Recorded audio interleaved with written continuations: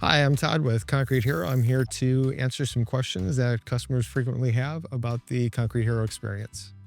So, one of the biggest reasons why concrete will sink and settle is because of the base, and that usually is impacted by water. And so, that's one of the reasons why we highly encourage people to caulk any cracks, any broken joints, any areas that we can help to prevent any moisture and water from penetrating and impacting that base underneath.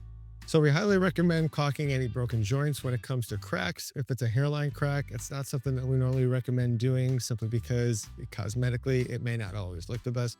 Our general rule of thumb is if you can fit a coin into a crack, that is definitely something that we highly recommend that we caulk.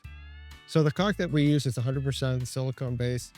It is not something that you can find in your local Home Depot, Menards, Lowe's, anywhere else like that.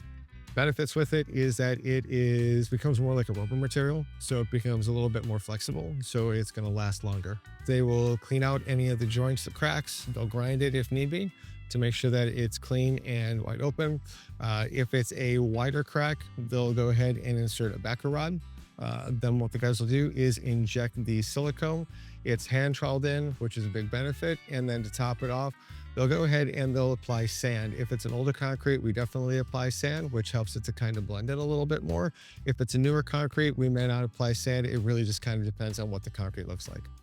So people ask a lot, how long does caulk last? We can't give a specific answer, provided that the caulk is not it's not damaged in any way, shape, or form. If concrete sinks, that can go ahead and cause there to be an issue where the caulk's going to crack. Other than that, sometimes exterior situations like snowplow, anything else like that could possibly rip the caulk out.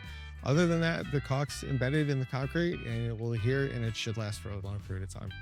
So once an area has been caulked, it really kind of varies based on the time of the year and the weather conditions as to how soon you can walk on the caulk, how soon you can touch it.